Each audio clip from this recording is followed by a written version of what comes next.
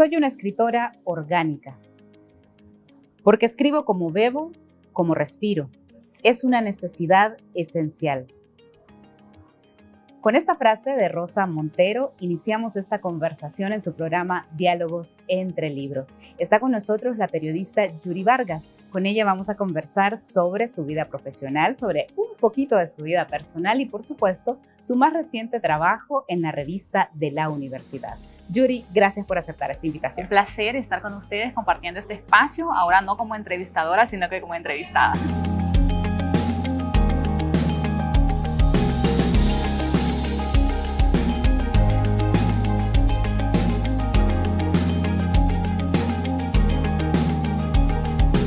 Yuri, coméntenos de dónde surge, cuáles son sus raíces.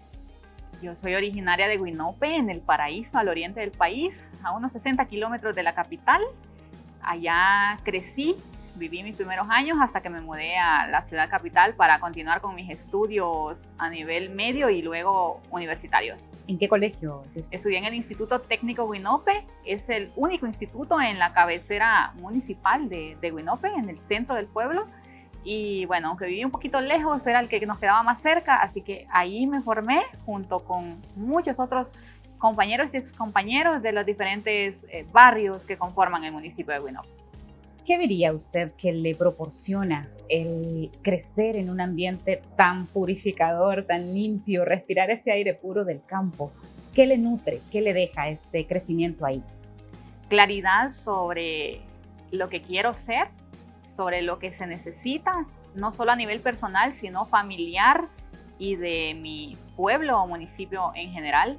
Creo que el ver esa abundancia de recursos naturales, pero carencia en otros aspectos, le aclara las ideas a uno sobre la importancia, en este caso, de la educación. Una educación entre más alta, mejor.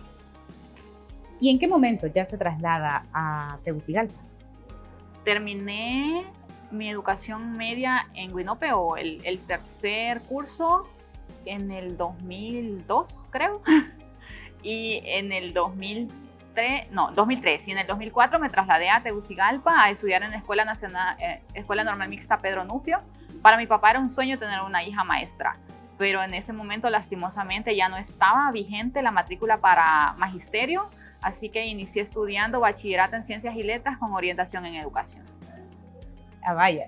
Luego se vino un cambio porque por cuestiones ahí personales y familiares y de presupuesto, porque la verdad es que cuando uno viene de un pueblo a estudiar a la ciudad se viene con muchos sacrificios. Yo me vi obligada a regresar. Terminé mi bachillerato en el 2005 e ingresé a la Universidad Nacional Autónoma de Honduras en el 2006, el último periodo que no se hizo prueba de aptitud académica. ¿Tiene algún impacto en su vida el venir del campo a la ciudad? Sí, me vi obligada a aprender incluso hasta otras palabras que desconocía en aquel momento y que ahora sé que es la manera correcta de decirla. Cuando me mudé aquí a la ciudad capital, le cuento que siempre hacía uso de la biblioteca, leía bastante, entonces eso me ayudó también a formar mi vocabulario, mi léxico. Pero también tuve que aprender, por ejemplo, en qué momento cruzar la carretera. Venía de un pueblo, vine a la ciudad donde el flujo de vehículos es muy grande, y también conocer otras personas, abrirme más a un círculo más grande y bueno, ir adaptándome, ir respondiendo a lo que se me iba presentando. ¿En algún momento dijo usted, no, esto no es conmigo, yo me voy a mi casa? Hubo momentos en que lloré, pero siempre tuve claro que quería culminar mi carrera porque tenía bien claro que ese título o esa formación, esos conocimientos me iban a abrir muchas puertas, o al menos más puertas de las que tenía en ese momento. Y también tuve bien claro siempre que cuando yo tuviera mejores condiciones, también mis papás la iban a tener. Perfecto. Entonces siempre tuve ese incentivo a pesar de todas las dificultades que pasé, y lo logré. ¿Y le toca venirse sola o vive con algunos familiares? Inicialmente me vine a vivir donde una tía. Viví poquito tiempo con ella y luego me acogió en su hogar una prima de mi papá, que creo que fue de los familiares más cercanos que me me acogieron en ese tiempo en que más lo necesitaba, eso cuando estaba estudiando en la normal. Pero ya a nivel universitario, fíjense que fueron personas particulares, fueron personas ajenas las que siempre me vieron como parte de su familia y me apoyaron en lo que pudieron hasta que yo logré estar en la ceremonia de graduación y obtener mi cartón. ¿Desde el inicio ingresó a la carrera de periodismo o tenía otras en mente? Fíjese que precisamente eso le quería contar. Yo ingresé a la universidad el último periodo en que no se hizo prueba de aptitud académica. Mi intención era estudiar Derecho. Yo quería ser abogada. Y llegué a las cabinas de registro, ahora Dirección de Ingreso, Permanencia y Promoción. Cuando me preguntaron, ¿en qué carrera la inscribimos? Yo dije, en Derecho. Y me respondieron, pero en Derecho tiene que hacer una prueba interna y ya pasó. Y la carrera más parecida para que usted curse las clases generales y las primeras de la carrera, los primeros derechos, es periodismo. ¿Qué le parece si la inscribimos en periodismo? Y mi respuesta lógicamente fue sí. Luego fue pasando el tiempo y me fue gustando periodismo y es la carrera que precisamente pues ahora me da de comer, como dirían en mi pueblo. ¿Y en qué momento, qué clase le dijo a usted, yo no soy tanto para abogacía, sino más bien para el periodismo? Fíjense que ese fue un sueño que quedó así como pendiente, fue una meta. De hecho, la retomé cuando tuve la oportunidad recién el año pasado, 2022. Y bueno, ahí voy de a poquito, estoy estudiando Derecho. O sea, después de tantos años de haberme graduado de periodismo, después de casi estar terminando una maestría, siempre en el área de comunicación, me decidí a estudiar Derecho y ahí voy, ya cursé 15 clases, además de las equivalencias, entonces voy a ser abogada también. O sea que se cumplen ambos. Sí, se cumplen ambos. Solo que el periodismo llegó primero. Sí, y siento que de cierto modo el periodismo me ha dado las bases para la carrera que estoy estudiando ahora. Porque en periodismo, independientemente la rama que elijamos, ya sea prensa, ya sea radio, ya sea televisión, nos da esas herramientas, nos enseñan a redactar. Y precisamente en Derecho necesitamos saber redactar con sentido, con secuencia a los párrafos y lógicamente utilizando también la parte legal, los argumentos legales. Y también a su vez conocer de leyes me permite escribir con fundamento mis notas periodísticas. Yuri, en este transcurso de estudiante de periodismo en la universidad, ¿se vivía todavía ya el inicio prácticamente de la reforma universitaria? Sí, la reforma universitaria, recuerde que inició ya por el 2004, 2005. Ya se afianza. Sí, se comienza a afianzar. De hecho, vivimos todos esos procesos cuando se comenzaron a formular las normas académicas, cuando la universidad se volvió un poco más estable después de haber atravesado aquellas tomas intensas que impedían que se desarrollaran las clases con normalidad. Incluso vivimos el golpe de Estado de 2009, que de cierta manera eso nos abrió como más la mente para analizar el panorama de una manera más objetiva. Entonces sí, definitivamente hemos sido parte de ese proceso, tanto en mi vida estudiantil como en mi vida laboral, que comenzó allá por el 2012, tras mi práctica profesional en el 2011, precisamente en esta misma institución. 100% Puma. 100% Puma. ¿Se forma orgullosa acá? de estas raíces, orgullosa porque además de que es la institución que me formó, es la institución que me abrió las puertas para que yo pudiera ejercer esa carrera en la que pues estudié y me gradué. ¿Qué significan las letras para usted? El arma o la herramienta para comunicar temas de diversa naturaleza, pero siempre con objetividad y apegados a la verdad. Claro. En el periodismo normalmente siempre somos los malos de la película, ¿verdad? No todo el mundo está de acuerdo con lo que escribimos o la forma en la que se interpreta esa realidad. Sin embargo, uno aprende, ¿no? a tener esos fundamentos bajo los cuales escribe lo que escribe. ¿Ha tenido situaciones en las que ha dicho, no, mejor no sigo más escribiendo? Sinceramente no. Y es que de cierta manera lo que usted y yo hacemos es algo diferente, porque es un periodismo institucional. Entonces tenemos como las fuentes cercanas, un poco más abiertas, no siempre, pero sí un poco más abiertas al tema que queremos abordar, y como cualquier periodista siempre guardamos ese respaldo. En el caso, pues, las grabaciones, ustedes en video, yo en audio, para poder hacerle frente a cualquier cuestión que me puedan decir después, yo no dije eso. Entonces, sí, ahí está, usted lo dijo, es su voz. No hay manera, ¿no? No hay manera. Esa herramienta es fundamental, sí. Ese tips es fundamental. Ahora vienen unas generaciones donde la tecnología es la base de todo y precisamente su maestría está orientada en estas herramientas tecnológicas. ¿Cómo surge la idea de sacar su maestría? Siempre he tenido claro que entre más logremos prepararnos, más herramientas vamos a tener para hacerle frente a los nuevos desafíos. Y en ese momento pues era como el programa que tenía a mi alcance, del que tenía conocimiento.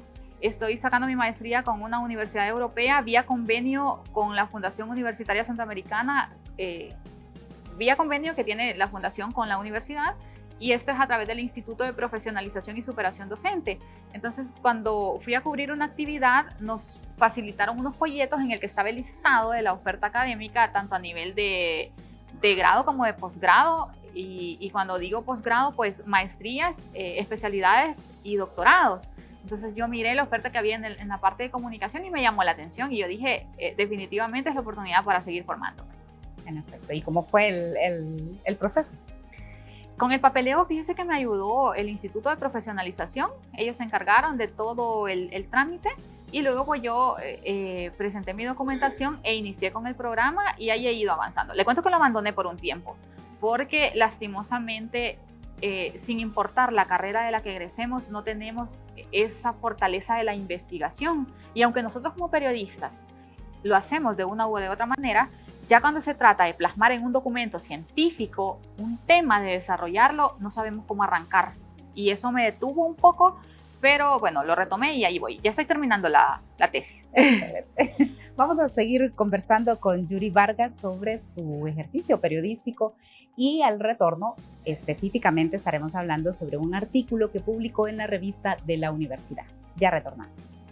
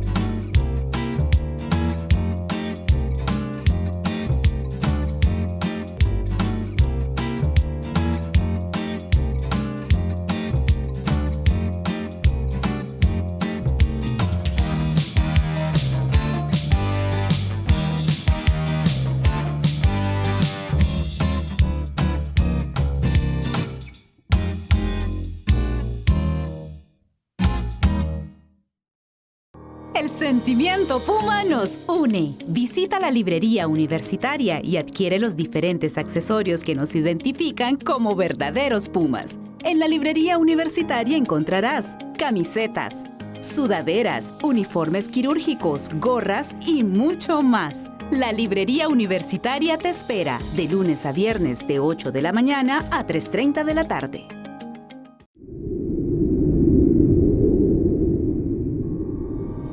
Continuamos desde la librería universitaria en su programa Diálogos entre Libros. Hoy conversando con Yuri Vargas, periodista de Presencia Universitaria de la máxima casa de estudios. Yuri ha escrito recientemente, ha publicado en la revista de la universidad un artículo sobre un prócer ahí que no conocemos mucho. Cuéntenos la historia. Mi artículo se llama Francisco Antonio Márquez, el prócer olvidado. Está a partir de la página 159 de esta revista, que se llama Revista de la Universidad. Es el número 1, año 2022, que precisamente fue presentada la semana anterior. Ese artículo yo lo redacté desde el año pasado, a finales. Es sobre Francisco Antonio Márquez, un prócer que ha estado olvidado por muchos, pero yo conozco un poquito de su historia. porque siempre he estado orgullosa de mis raíces y él es un personaje que, al menos en mi pueblo, sí se conoce, o por algunos, porque lastimosamente esa parte cultural se ha ido perdiendo con el paso de los años. Pero en mi generación nos sentíamos muy orgullosos de saber a quién pertenece un busto que está precisamente en el Parque Central de Guinope, el paraíso de mi pueblo. También es el personaje en honor al cual se realiza el recorrido de la Antorcha de la Libertad desde Yuscarán hasta Guinope cada 14 de septiembre. Y tuve la oportunidad también de conocer la tumba en el antiguo cementerio municipal, porque precisamente este personaje es el que llevó la primera semilla o planta de naranja a mi municipio, donde se celebra a principios de cada año el Festival de la Naranja.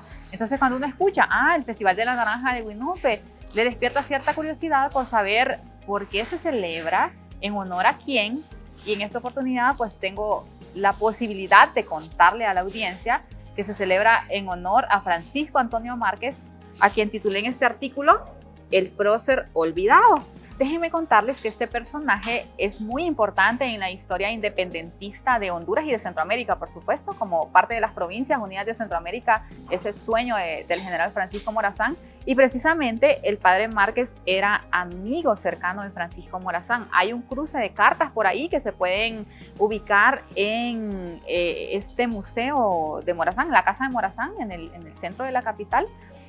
Y aunque tuvo un papel importante en el proceso independentista, lastimosamente se ha dejado de lado. No aparece. Casi nadie lo conoce, no existe, no aparece en los libros de texto, no hay un museo que lleve su nombre, no hay una cátedra en esas escuelas, tampoco existe un mural, pero yo he tenido la oportunidad de traerlo a nuestro contexto actual.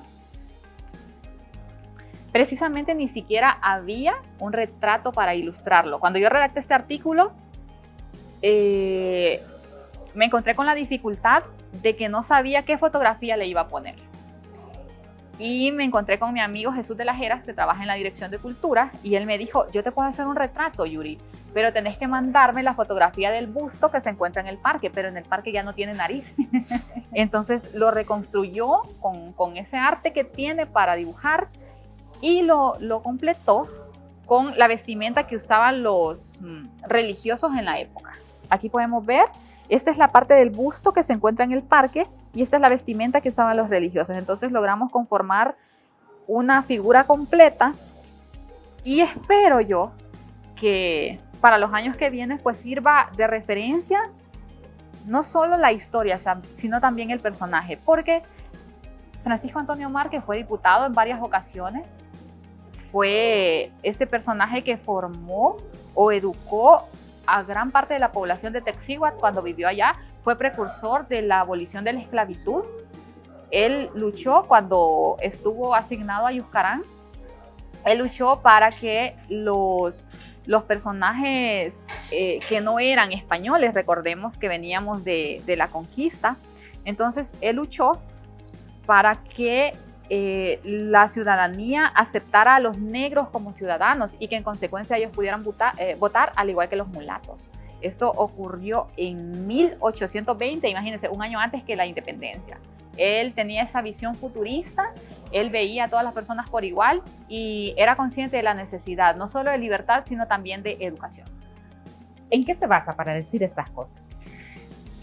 Tuve que ahondar, averiguar si existía alguna bibliografía que aunque fuese de manera superficial lo abordara y me encontré con una bibliografía de Rómulo de Durón que fue escrita en 1914 en ocasión de los Juegos Florales de 1915 que precisamente se llama Biografía de don Francisco Antonio Márquez. Ahí nos da como una visión general de estos acontecimientos, pero para completar algunos detalles que no me cuadraban, también consulté otra bibliografía y me encontré, por ejemplo, con un libro que se llama Hondureños en la Independencia de José Reina Valenzuela, que él ahonda un poquito más, porque yo desde niña escuché, me lo contaba el director, en aquel momento, ahora exdirector del Instituto Técnico Guinope, el profesor Abel Gómez, que es un matemático, pero se ha dado esta tarea de historiador para rescatar un poquito de esa historia y de la cultura. Él nos decía que el padre Márquez había llegado al pueblo por despecho, porque aunque era sacerdote, él se enamoró recuerde que somos seres humanos y tenemos derecho a tener sentimientos, a enamorarnos, a soñar. Entonces, él cuando estaba asignado, estuvo en diferentes sectores del país, pero cuando él estuvo asignado en Comayagua, él aprovechó la ocasión para proponer una ley en la que se les permitiera a los eclesiásticos contraer matrimonio, precisamente porque él estaba enamorado de una señora llamada Carmen Lozano. Creo que ese apellido sí le suena, ¿verdad? Sí. Bueno, él estaba enamorado de esa señora y creía que ella también lo estaba de él, así que propuso esa ley para también salir beneficiado. Pero precisamente cuando la propuso, los demás que tenían el poder para votar a favor o en contra lo calificaron de loco y en consecuencia pues desecharon la ley y para rematar lo rechazó la señora y se casó con otro. Él quedó muy dolido porque antes de eso venía de la pérdida de su hermano que también era militar. Entonces, ante esa decepción fue que él se fue a Guinope del Paraíso, donde vivió sus últimos días, y fue cuando llevó la naranja que luego se popularizó y que se creó este festival. Lastimosamente, ahora no es un producto que se produzca con mucha frecuencia porque allá por la década de los 80, me contaba mi papá, hubo una plaga de mosca amarilla que acabó con las plantaciones. Entonces, ahora no hay mucho, pero sí siempre recordamos al padre Márquez. ¿Qué significó para usted escribir este artículo? Era una deuda que yo tenía pendiente y que soy una de las pocas guinopeñas que conocen la historia y que tiene la posibilidad de sacar del anonimato a un personaje que debería figurar como los grandes en la historia nacional. Entonces significa un logro, pero a la vez un reto, porque ya publiqué aquí, pero ahora quiero darlo a conocer en otros medios. Entonces eso y orgullo, porque es parte de mis raíces. Excelente. Pues hay una buena oportunidad ahora que viene el famoso 15 de septiembre, aunque también están queriendo retomar en los colegios este tema de la verdadera independencia, que se habla de el 1 de julio. Entonces, hay una buena oportunidad para hablar en las escuelas y colegios sobre este personaje. Esperemos que se dé la oportunidad. Ya me solicitaron unos ejemplares de la revista en el instituto, donde ya no es el director el profesor Gómez, pero sí hay otros profesores que también están tratando de retomar ese papel que ha jugado él y de retomar también la historia para posicionarnos, para sembrarnos esa semillita de curiosidad, esa semillita de cultura, de identidad en los jóvenes que se vienen formando. Y en el proceso de escribir el artículo, ¿dónde tuvo alguna dificultad o todo fluyó de manera espontánea? Le contaré que yo no soy buena citando. Aunque soy periodista, como investigadora me falta mucho y eso lo reconozco. Entonces comencé a redactar el artículo de la manera en que yo redacto mis notas diarias, solo que más a profundidad, y vi la necesidad de consultar más bibliografía para llenar ciertos vacíos, ciertas lagunas que habían ahí. Luego logré terminarlo, pero me pasó un momento, tuve un acontecimiento bastante difícil en mi vida, entonces no logré enviarlo en el momento. Creo que ese fue como un alto, como una pausa, pero a pesar del dolor yo logré sacar esas fuerzas y completar el proceso, lo envié, y por ello cuando me enteré de que ya había salido la revista y que mi artículo era uno de los seleccionados, sentí mucha alegría porque a pesar de esas dificultades, a pesar de tantos años en que yo había tenido también en mente escribir sobre el padre Márquez, se había llegado el momento, no solo de escribirlo, sino de que ya estuviera plasmado en una revista que precisamente es una revista indexada. Es decir, que no existe la posibilidad de que no se conozca únicamente a lo interno de la institución y del país, sino también a nivel internacional. Pues Yuri, muchísimos éxitos en todo lo que emprenda y de verdad que se vuelve una figura representativa de lucha y de esfuerzo, y pues a pesar de los pesares, ¿no? Al final de cuentas siempre con mucho esfuerzo las cosas se logran. Siempre es posible, solo hay que soñar, pero también luchar para que esos sueños se vuelvan realidad. En efecto, no basta solo con soñar, sino que también hay que accionar. Sí. Yuri, muchísimas gracias por haber compartido con nosotros y con este público hermoso de UTV esta experiencia como escritora, así que a ustedes la invitación también está abierta para que manden sus publicaciones a la revista de la universidad. Ustedes pueden ingresar a la página que va a aparecer en pantalla y ahí pueden ver cuáles son los requisitos para publicar en la revista de la universidad. Con esto nos despedimos, no sin antes recordarles que visiten la librería universitaria. Hasta la próxima.